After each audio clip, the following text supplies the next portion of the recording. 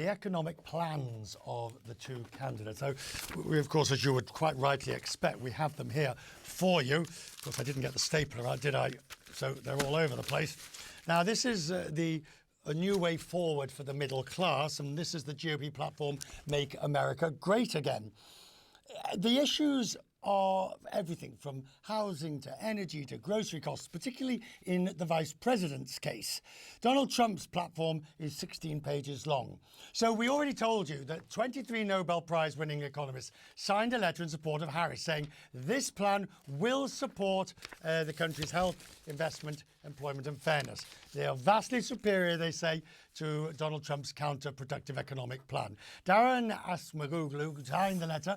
He won the Nobel Prize a few weeks ago. Sir, good to have you. I'm so grateful. I haven't had a chance to speak to you since your win, so congratulations on that. Now let's get to the nitty-gritty.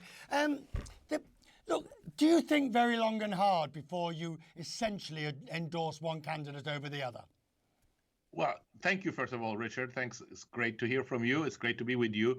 No, I didn't actually think long and hard, because I think in this case, it's quite clear. And it's for two sets of reasons. One is about the nitty-gritty of policies, where I think Vice President Harris's plan is better. But more importantly, look, my research, my focus has always been on institutions.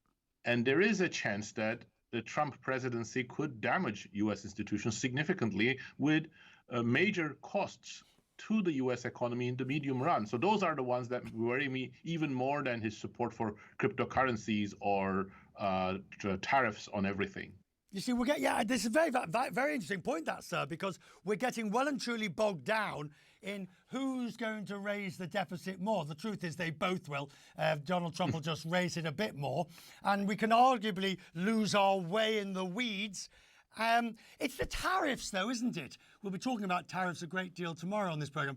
The tariffs. Have you ever seen a tariff regime as brutal as the one that the former president will be offering up? Not for the last 50 years or so. I mean, in the first decades after World War II, there were some countries that weren't really open to trade, but even those did not have such steep tariffs, no. I remember when Donald Trump was elected last time, Barack Obama came out with the statement then that the US institutions were about to be tested like they'd never been tested before. Kamala Harris's argument last night was without the guardrails following the Supreme Court decision, then it's a different ball game. That's what you're essentially saying. I am saying that, exactly. But also, Trump's team is much more sort of aligned with him this time than last time. So, you have people like John Kelly, who is raising the alarm bells, and he was, in the room. He was the adult in the room, perhaps. And there isn't that sort of diversity in people who will check his instincts or plans. And Trump himself sounds more extremist now than he did in 2016. Add to that exactly what Vice President Harris said, which is Supreme Court and Congress seems to be more polarized. I think this is a more dangerous time. I'm not saying that, if Trump is elected, U.S. democracy will necessarily collapse. I don't think anybody can say that. But there is a danger that there will be damage to institutions. When I looked at the letter, and I hope you'll forgive me a little journalistic hyperbole, when I looked at the letter that you'd all written, I thought, I can see people dismissing it. Round up the usual left-wing suspects, academics, Nobel Prize winners. Of course they're going to be against, the more robust policies. Well, I'm not against the robust policies. Look, I actually think that some of the things that President Biden did, such as the CHIPS Act, can be justified. So that's another robust policy that, Trump himself could have done in his first term. And I definitely don't want to come across as, an ivory tower economist. I am actually coming from the same point that you mentioned a second ago, which is that the U.S. economy hasn't done well for the working people, hasn't done well for the middle classes. Real wage growth in the U.S. economy has been pretty slow if you look at it since 1980. So I am actually worried about policies that would make that worse, like tax cuts for the rich or supporting cryptocurrency. I think those are the policies in the Trump plan that worry me most. And I'm also worried about AI. Look, AI is a huge opportunity, but if it goes in an unregulated fashion, there are lots of risks. And I prefer the Biden-Harris approach that's more cautious but still supportive of AI than the sort of the potpourri of policies that are coming from the Trump side.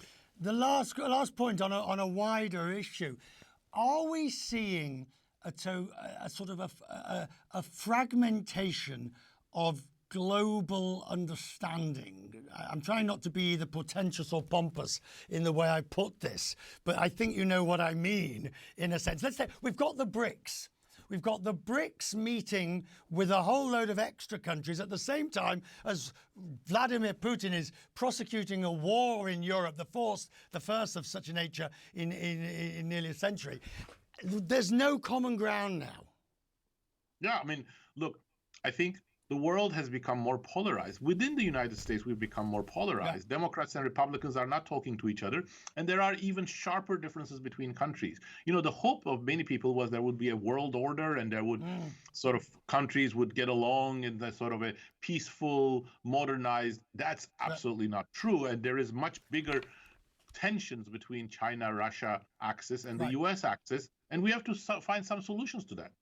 I just got to ask you, Daron, before I finish, what is it like when you win the Nobel? I mean, I know you don't go out to do it, and I know your research isn't designed to it, but at the back of every top economist and peacemaker's mind, it's that is the golden ring. What's it actually like when you win it? Well, I don't know, really. I mean, look, somebody else asked me that on Monday, a week ago, when they first informed me, and I said, that's the kind of thing you can dream about, but you shouldn't expect. And I didn't expect, and it's like a great honor. And once it comes, right now I'm in the middle of interviews, many people congratulating, etc.